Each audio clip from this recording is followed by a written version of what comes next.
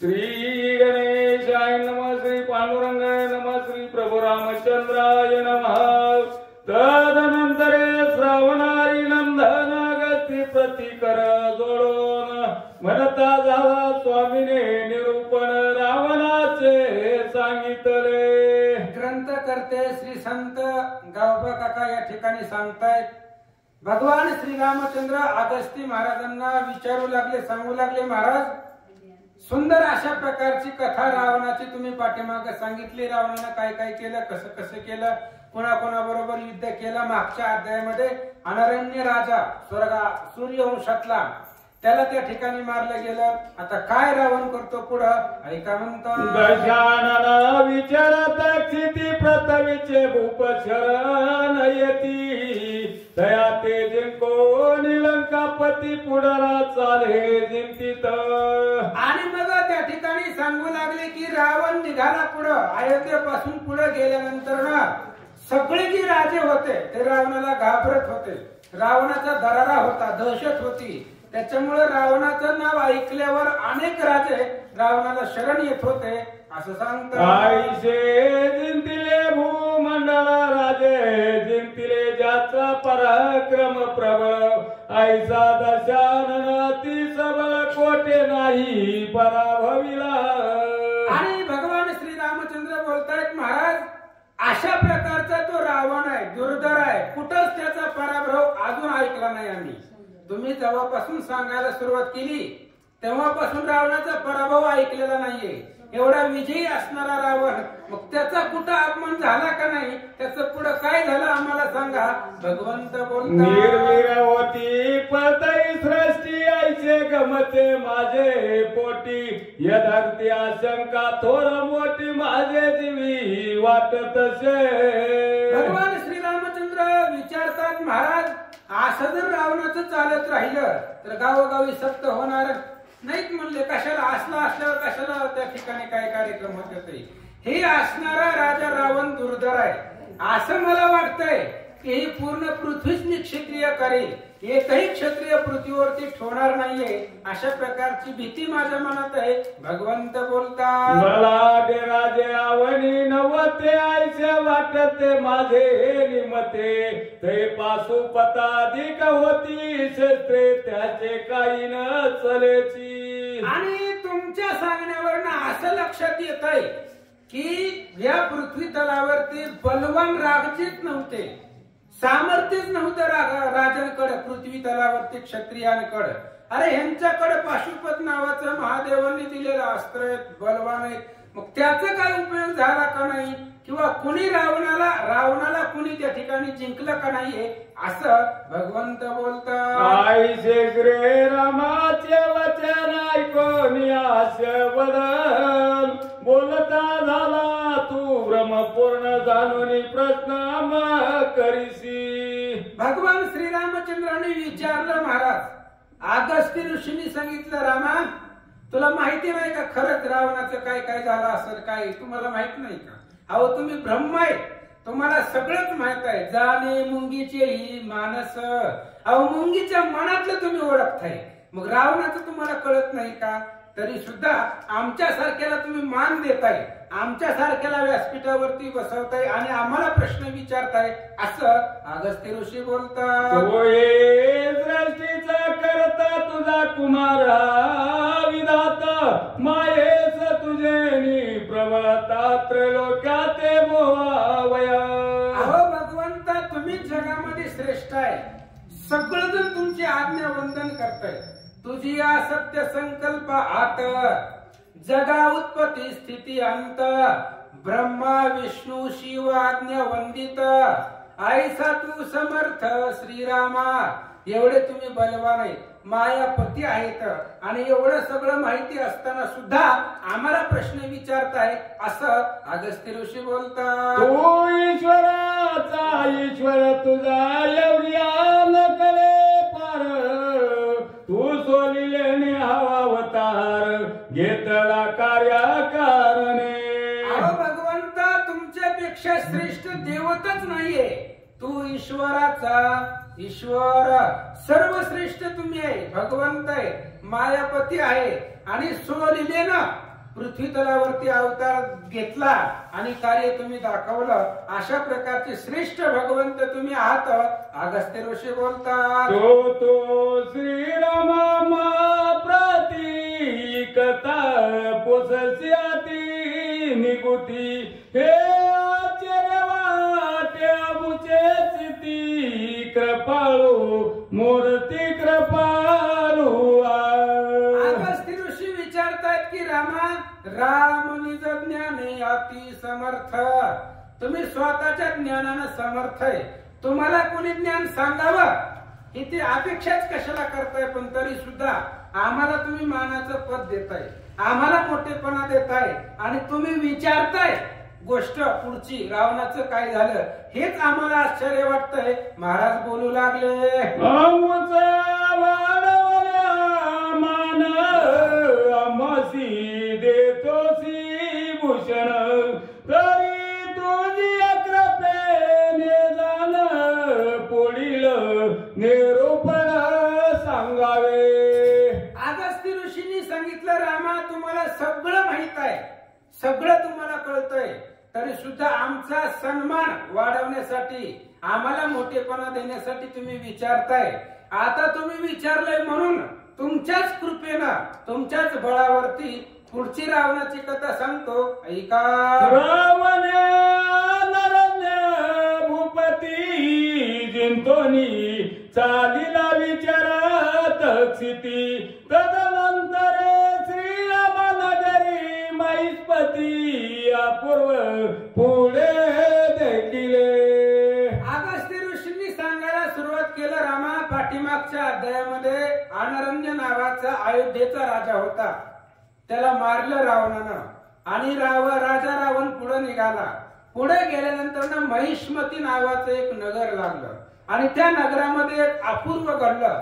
काय घडलं ऐका. महिष्मती नामे नगरी तिची सरी न पवे स्वर्ग पुरी तोरणे पदक घरोघरी अति साजिरी अनुपम्य. आणि ती महिष्मती नावाची जी नगरी होती अत्यंत दैदिप्यमान होती. स्वर्गाची अमरावती सुद्धा त्या नगरापुढे तुच्छ पडेल एवढं सुंदर अशा प्रकारचं शोभिवंत ते नगर दिसत होत असं सांगतात. ये नगरी समीप यवनिया पोलस्ती कुलदीप सवे प्रधान ज्याचा गणित प्रताप ऐसे ते येते झाले. आणि राजा रावण त्या महिष्मती नावाचं नगर होतं, त्या नगराच्या जवळ आला. रावणाबरोबर अनेक प्रकार सैन्य संपत्ती होती, प्रधान होती, मंत्रिमंडळ होतं आणि सर्वांच्या समवेत रावण नगराच्या जवळ आला असं सांगतात. रावणे प्रथविपती जिंकले त्वर भूप दुःख दिदले ऐसे करिता पुढे देखिले नगर राया अर्जुनाचे. आणि मग राजा रावणाला गर्व होता महाराज, कारण त्यानं पृथ्वीचे राजे जिंकले होते. समुद्र वलयांकित राजे किती यज्ञ भोक्ता अमरपती तोही आणला से क्षिती लंके प्रती कामारा. एवढ्या सगळ्यांना आपण जिंकलेला आहे, त्याच्यामुळे तो त्या ठिकाणी असणाऱ्या महिष्मती नावाचं नगर आहे, त्या नगराच्या जवळ आल्यानंतर काय झालं ऐका. नगरीचा भूपती प्रताप तेजे अद्भुत कीर्ती अग्नी सारिकी दिसे दीप्ती नामे अर्जुन विख्यात. आणि त्या असणाऱ्या महिष्मती नावाचं जे नगर होतं त्या नगराचा राजा अर्जुन होता, सहस्त्र अर्जुन. परम बलाढ्य होता, बलवान होता आणि आघात शौर्य शक्ती त्याच्याकडे होती असं सांगतात. सहस्रार्जुन ते दिवसी स्त्रिया सहित नर्मदेशी गेला असता जळ क्रीडेसी मागे रावणे पै आला. आणि ज्या दिवशी राजा रावण त्या गावामध्ये आला, नगरीमध्ये आला, तेव्हा राजा नगरामध्ये नव्हता. आपल्या अनेक स्त्रियांना बरोबर ती घेतलं आणि त्या ठिकाणी स्नान करण्यासाठी, जलक्रीडा करण्यासाठी त्या ठिकाणी गेलेला होता बाहेर. तेवढ्या वेळामध्ये राजा रावण सैन्य घेऊन आला असं सांगतात. सवे प्रधान थोर थोर ऐसा आला जसा शिर अर्जुनाच्या प्रधानाशी उत्तर बोलता झाला रावण. आणि तेवढ्या वेळामध्ये राजा नगरीमध्ये नसताना राजा रावण आपल्या प्रधानासहित मंत्रिमंडळासहित त्या नगरीमध्ये आला आणि सहस्त्र अर्जुनाचा जो प्रधान होता त्या प्रधानाला राजा रावण काय बोलतो ऐका. अरे मंत्री वो तुमचा नृपती कोठे आहे तो सांगा निश्चिती मी आलो असे त्याच्या युधार्थी वेगी भूपती पाचारा. रावणानं त्या प्रधानाला बोलायला सुरुवात केली. म्हणले बाबा कुठे तुझा राजा बोलव म्हणले त्याला. त्या राजा बरोबर मला युद्ध करायचंय. युद्ध केलं तर मी करू शरण आला तर मग आम्ही पुढे जाऊ म्हणले. काय राजा कुठे तुझा त्याला बोलव त्याच्या बरोबर मला त्याची ताकद पाहिजे आहे असा राजा रावण त्या प्रधानाला बोलू लागला. आलो रायासी उदा लागून सांगत या प्रति त्वरे करून युधा रावण पाचारी. आणि रावणानं सांगितलं मी लंकेचा राजा आहे दशानन नाही. माझं नाव ऐकलं तरी सगळे घाबरतायत. माझ्या नावानं मोठी मोठी कामं होतात. म्हणजे काय कुठे ते असणारा अर्जुन तुमचा राजा त्याला बोलवा आणि त्याला सांगा लंकेचा असणारा रावण युद्धासाठी आलाय असं प्रधानाला राजा रावण बोलू लागला. कोणी रायाचे वचन प्रधान झाले कंपायमान मनती राजा जाण राजा नाही नगरी मध्ये. राजा रावणाचा दरारा होता महाराज. कारण अद्भुत शक्ती रावणाकडे होती. शंभू समवेत गौरी म्या आंदोळीला कैलासगिरी त्या मज रावणाची थोरी चराचरी आतुलित एवढा बलवान रावण. आणि त्या रावणाचं नाव ऐकल्याबरोबर ही जी प्रधान होती सहस्त्रार्जुनाची घाबरली. आता राजा नगरीमध्ये नाही प्रधानाला त्यांच्या राजाचा पराक्रम माहिती होता पण तो गावामध्ये नव्हता. आणि तेवढ्या वेळामध्ये राजा रावण आलाय म्हणून घाबरली. काय करतात कोणी नगरवासियाची मात पुढे चालीला लंकानात तवा देखील विंध्य पर्वत अति उन्नत गणोपम. सुटले काय बरोबर ऐकोनी नगरवासियाची मात पुढे चालीला लंकानात तवा देखील विंध्य पर्वत अति उन्नत गगनोपम. आणि त्या प्रधानांनी सांगितलं आमचा राजा नगरामध्ये नाहीये. राजा रावणानं त्या नगर लोकांचं त्या प्रधानाचं बोलणं ऐकलं. आता राजाच नाही म्हणलं मग पुन्हा बरोबर युद्ध करायचे. निघाला. जात असताना एक विंध्याद्री नावाचा बलवान मोठाचा मोठा पर्वत आकाशाला टेकल एवढा भव्य पर्वत रावणानं पाहिला. काय होतं ऐका. सहस्त्र शिखरे पर्वताशी सिंहाच्या तया वन प्रदेशी सरिता पुतो पै गरजे खळाळे सीते ते नांदे अंबर गरजे. आणि ते असणारा पर्वत अत्यंत त्या ठिकाणी दैदिप्यमान होता. भरपूर उंच अशा प्रकारचा पर्वत होता. हजारो शिखर त्या पर्वतावरती होती. त्या पर्वतावरती अनेक अहिंसक प्राणी होते.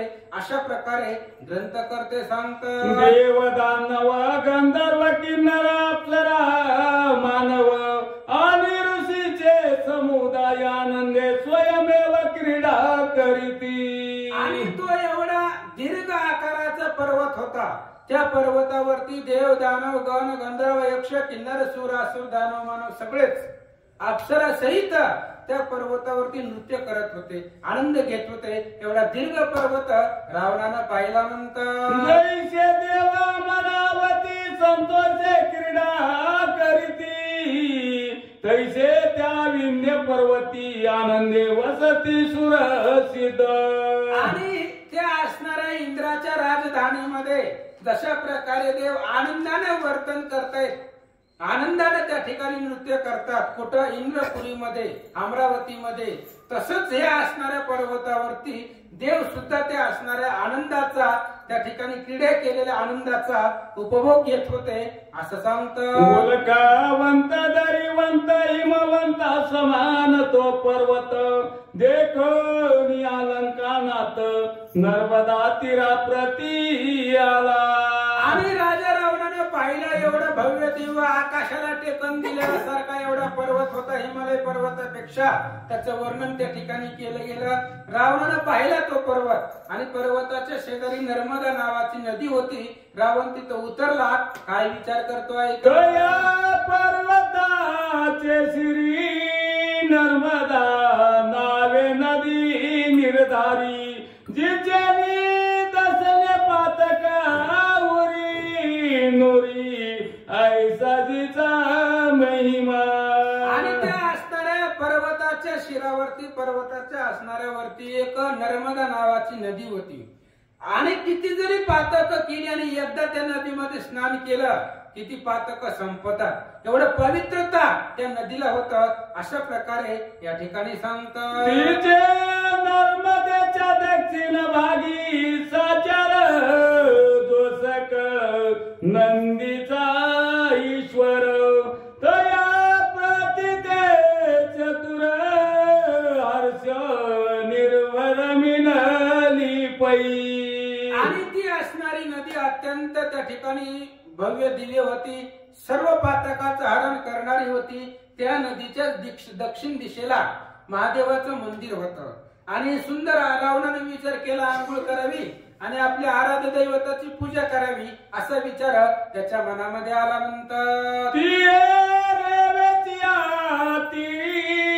स्वपदे पक्षी नाना परी वसती त्याने साजरी वनस्थळी सोबत. आणि त्या असणाऱ्या नदीच्या किनाऱ्यावरती अनेक प्रकारचे श्वापद होते, अनेक हिंस प्राणी होते, पशु पक्षी होते.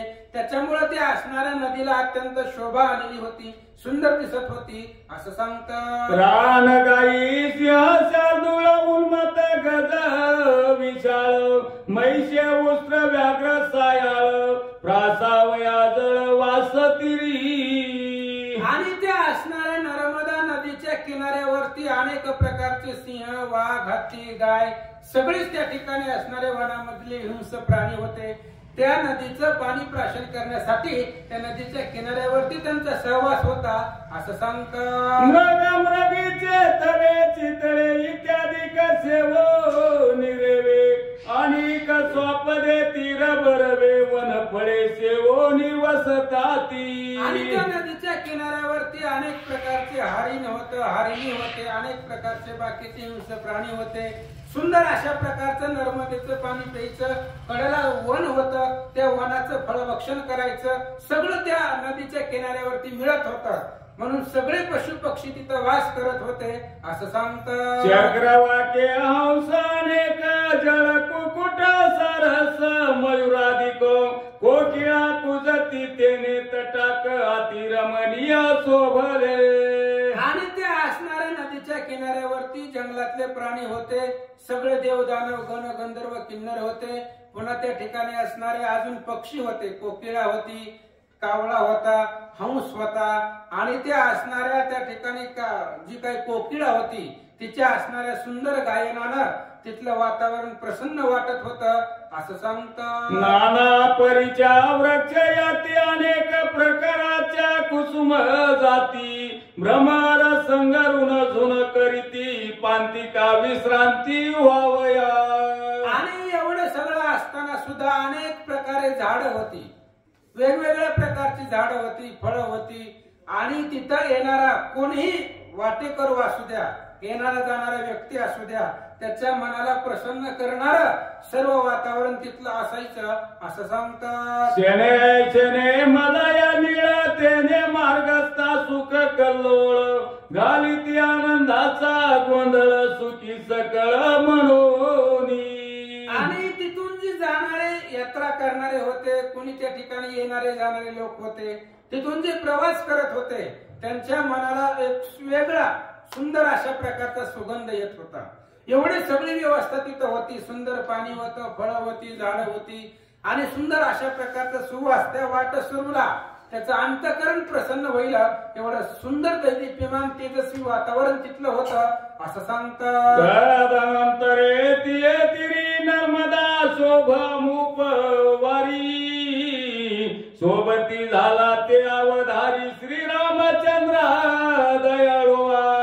आणि अशा प्रकारची ती असणारी नर्मदा नावाची नदी होती. तिच्या किनाऱ्यावरती तिच्या तीरावरती एवढं सगळं आतापर्यंत जे वर्णन केलं ते सगळं त्या ठिकाणी सांगितलं आणि त्या ठिकाणी राजा रावण आला असं अगस्त्य ऋषी रामाला सांगतात.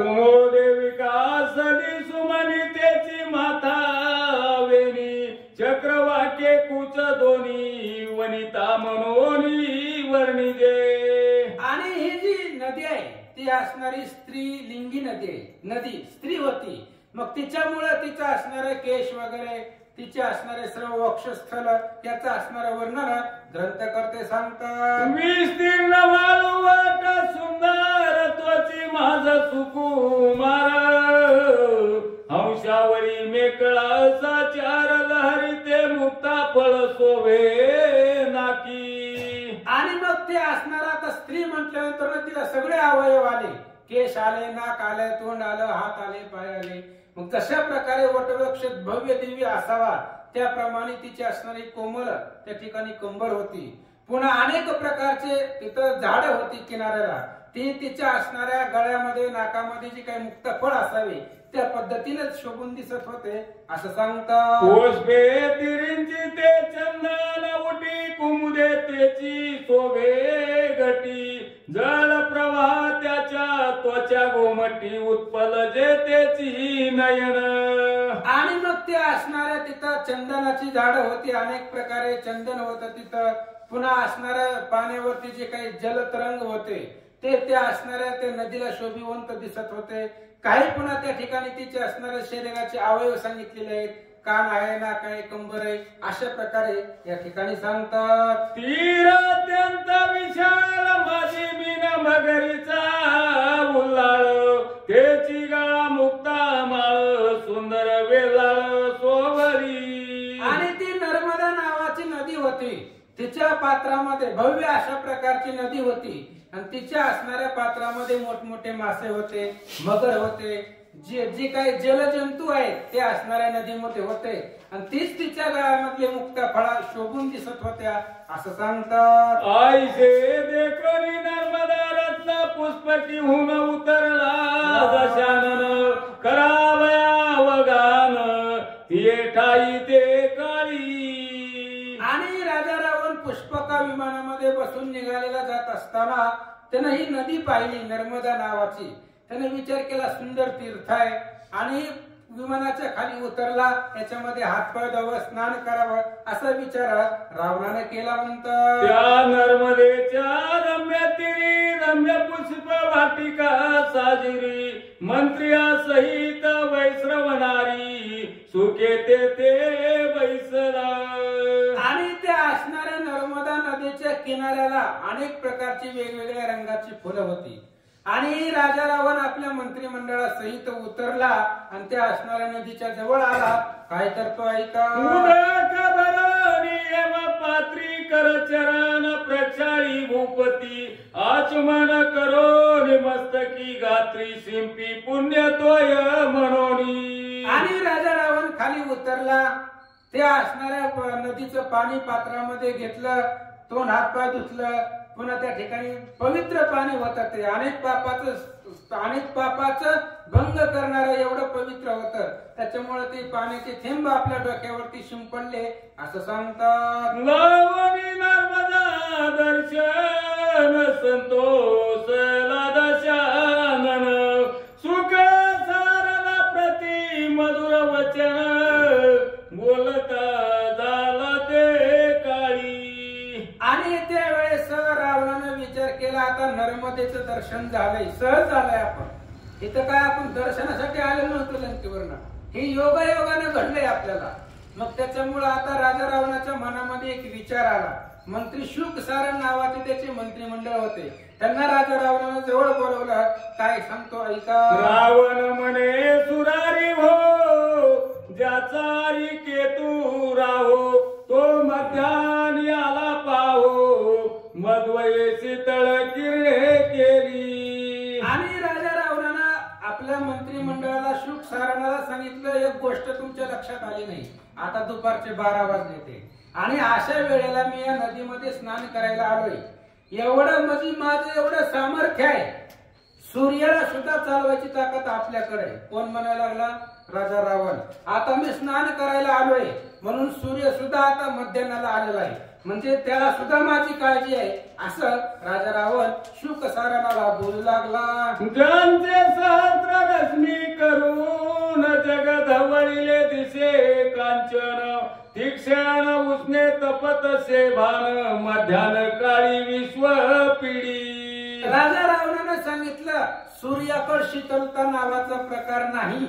सूर्य कसा आहे? उष्ण आहे. भर उन्हामध्ये आपण बिगर चपलेचं सुद्धा जाऊ शकत नाही, एवढं तीव्र सूर्य आहे.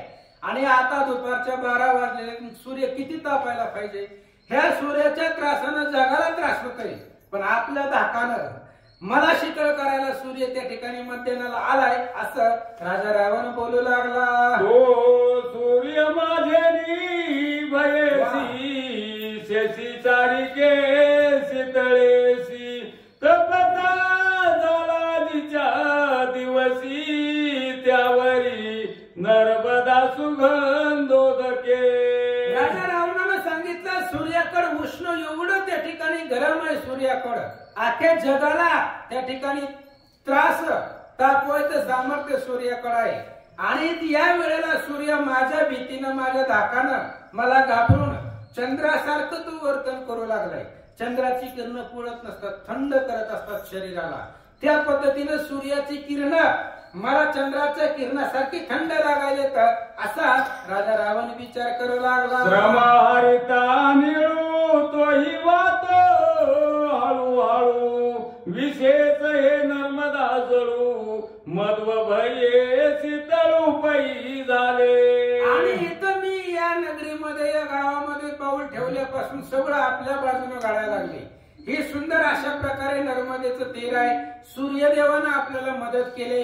वारा मंद मंद वाहतोय, त्याच्यामध्ये पाणी दैदिप्यमान आहे, सुगंध आहे, असा विचार रावण करू लागला. जैसी यवसी यवसिता लावण्य करी अवयवाच्या दिसलच भारी, तैसी नर्मदा नारी मिनलरीने जाती तसे. राजा रावणाला असं भास झाला, असं वाटू लागले एखादी स्त्री असावी आणि स्त्री आपला अवयव आपल्या पदरानं झाकून घेत असते. तशा पद्धतीनं नर्मदा जी नदी आहे, ती नदी तिच्या लहरीला, तिला उसळलेल्या जे काही लहरी आहेत, लाटा, त्या लाटेनं आपलं शरीर झाकून घेते की काय, असं दृश्य दिसत होतं. म्हणत रावण मान्य मंत्रिया प्रती वैरियाचे शस्त्रार्थी, रुधिराचित सर्व गात्री, रायासी युद्ध करीता हो.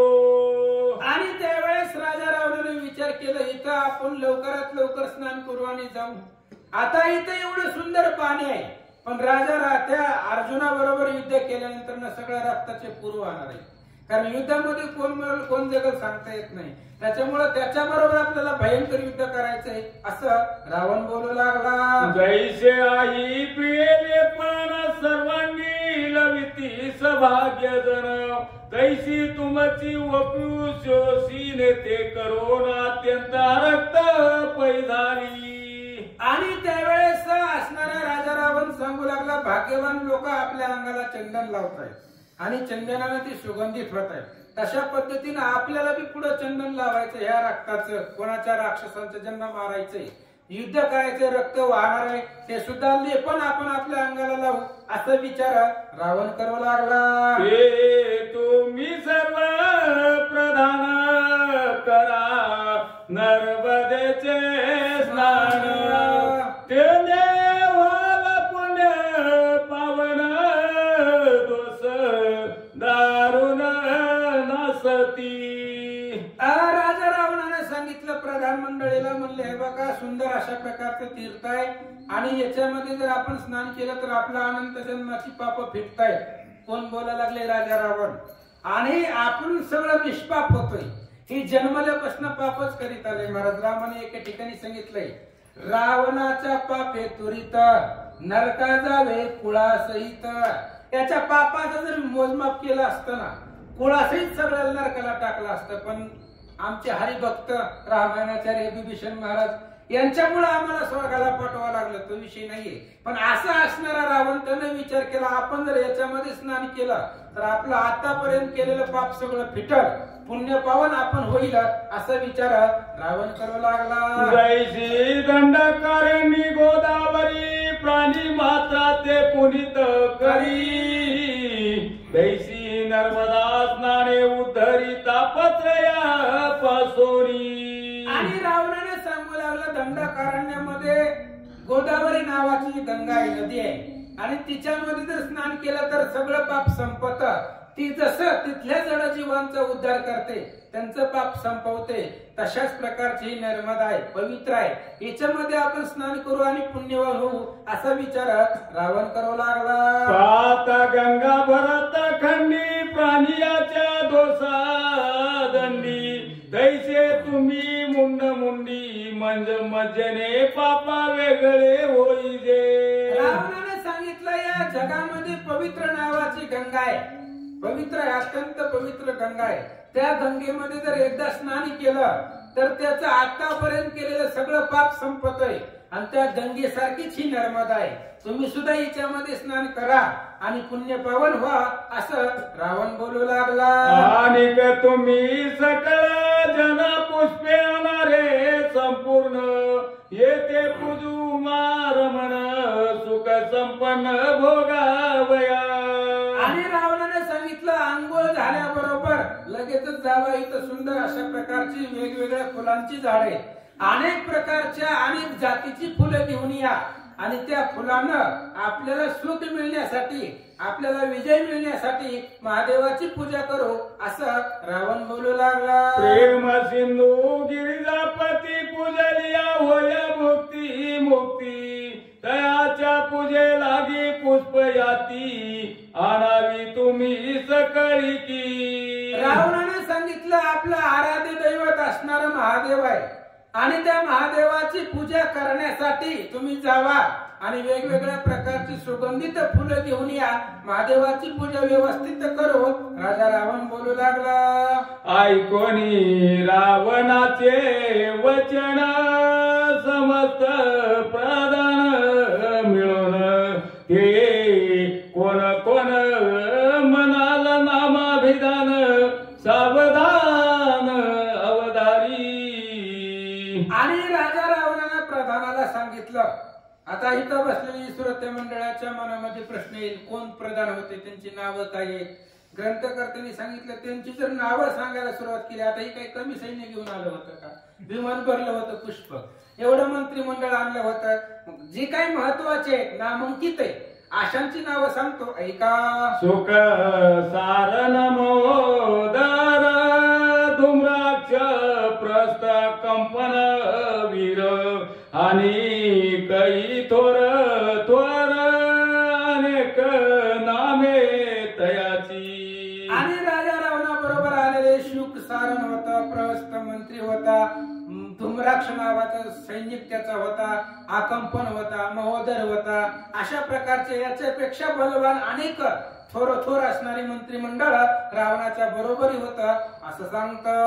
उतरोनी नदी भीतरी नाना करिता महावीरी उदक चढे दोही तिरी पूर आल्या सारिखे. आणि ते असणारा राजा रावणाचं सैन्य राजा रावण त्या नदीमध्ये त्या ठिकाणी उतरला स्नान करायला आणि तो उतरल्यानंतर ना दोन्ही तीराच्या बाजूने पाणी वर आलं त्या नदीला पूर यावा अशा पद्धतीने तिथं भास वाटू लागला असं सांगतं. उन्मत गजरी गोणी जळी बुडे फिरे दे आरोळी कैसे राक्षस मिळून सकळी जळ क्रीडा पैकेली. आणि ही राक्षस होती महाराज, ह्यांना काय पवित्र काय कळणार आहे हो? जशा प्रकारे माजलेला हत्ती असावा आणि तो पाण्यामध्ये त्यानं प्रवेश करावा, तो कसंही त्या ठिकाणी त्या पाण्यामध्ये वावरतो, त्या पद्धतीने ही राक्षस त्या नदीमध्ये स्नान आंघोळ करू लागली असं सांगतात. समस्त राक्षस मिळून करीते झाले नर्मदा स्नान, सवेची नाना जातीची पुष्पे तोडून आचर केला तयाचा.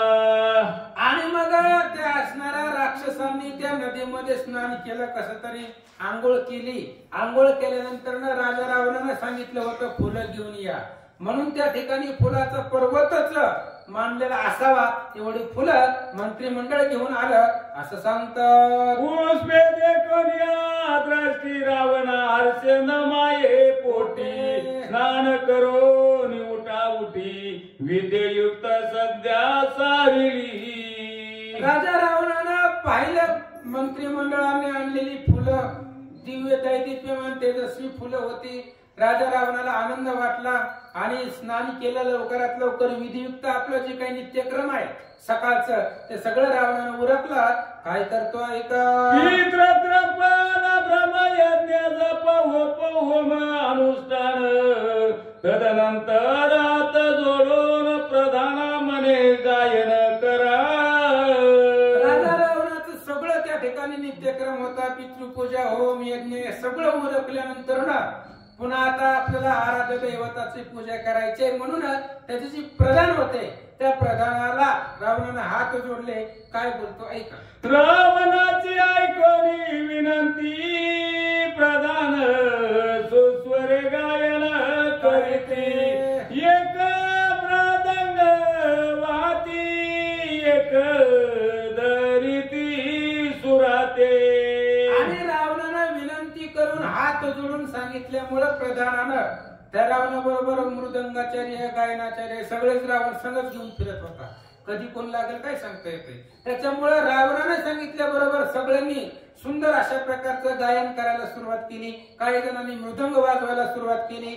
महागाजी काय उभारलेली होती ती प्रमाण धरत होती असं सांगतात. एक नृत्य पैकरीत एक थैथकार दावित, एक विना वाजवित एक आळवित उपराग. आणि मग अनेक प्रकारचे त्या ठिकाणी गायनाचार्य मृदंगाचार्य रावणाच्या बरोबर होते. एक सुंदर गायन करू लागलं, कोणी सुंदर अशा प्रकारचं नृत्य करू लागलं, कोणी पाठीमाग आलाप धरू लागलं असं सांगतात. जे ते नामाचा उच्चार ते सदाशिव निरंतर, ऐसे जाणो निराक्षसेश्वर पूजा करावया बैसला. आणि ग्रंथकर्त्यांनी सांगितलं महाराज जिथं भगवंताचं नाव आहे तिथं भगवंतच आहे. मी तयापाशी पांडवा हार पोलो गिवसावा, जेथे नामघोष भरवा करीती माझा. जिथं माझं नामस्मरण होतंय तिथं मी आहे हे रावणाला माहिती होतं. म्हणून रावणानं भगवंताचं भजन करायला सुरुवात केली. महादेवाची पूजा करायची आहे. काय काय करतो ऐका. स्वर्णमय रत्न जडित शिवलिंगाते भगवित, प्रथवी विचारता लंकानाथ असे सतत लिंग सवे. आणि महादेवाचं सोन्याची पिंड, लिंग म्हणजे पिंड रावणाच्या जवळच होती महाराज. रावण कुठं जरी गेला पृथ्वी तलावरती तरी ती पिंड रावणाच्या बरोबर होती. आणि कुठं जरी गेलं, कारण आता सप्त्याला गेल्यावर 7-7 दिवस आपण घरी येत नाही, मग आपला नित्यक्रम कसा करायचा म्हणून पिंड त्याच्या बरोबर राहायची. कुठं बी जाऊ द्या, कोणी बी देशामध्ये कोणीही तालुक्या जिल्ह्यामध्ये, तिथं गेल्यावर राजा रावण त्या पिंडीची पूजा करत होता. आणि आता नर्मदेच्या किनाऱ्याला सुद्धा तेच करू लागला. कसं करतो ऐका. दया नर्मदेच्या तिरी शिवपूजेचा आरंभ करी, बिल्वदळाची राशी थोरी पूजे लागी आणल्या. आणि राजा रावण महादेवाचा निस्सिम भक्त होता, कारण शिव भोळा चक्रवर्ती भोळा असणारा महादेवा भक्ताला लवकर प्रसन्न होतो. त्याच्यामुळे त्या असणाऱ्या राजा रावणानं महादेवाची पूजा करण्यासाठी बेलाची अनेक पात्र त्या ठिकाणी आणली होती असं सांगतात. कुसुमाचा झाला पर्वत सुवर्ण पात्री पंचामृत, मदा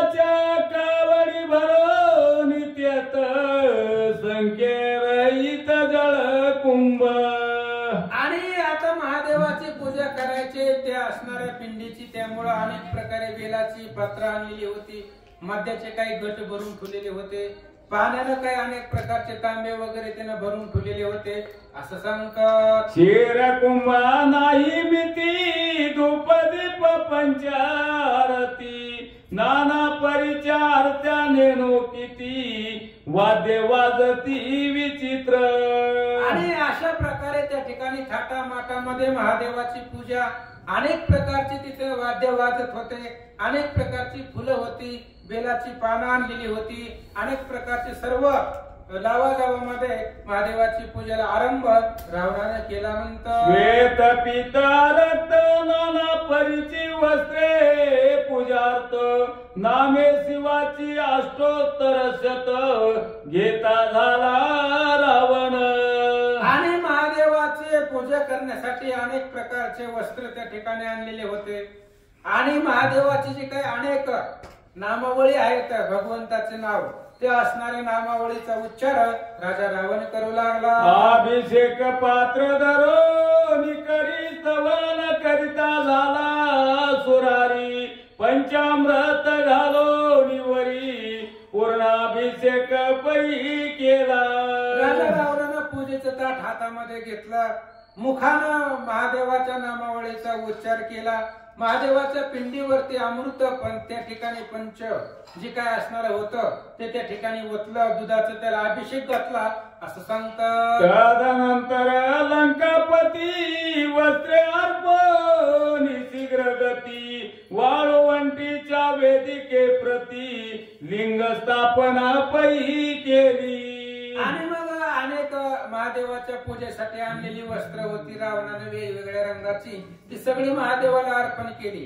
आणि त्याच नदीच्या किनाऱ्यावरती वाळू होती, त्या वाळूमध्ये तीच मूर्ती ज्या मूर्तीची पूजा केलेली होती लिंगाची पिंडीची तीच पिंड त्या वाळूमध्ये राजा रावणाने तिची स्थापना केली असं सांगतात. भोळा पार्वती रमण झाला से भक्ताधीन जो मनोभावे करील पूजन त्याची सर्वस्व देतसे.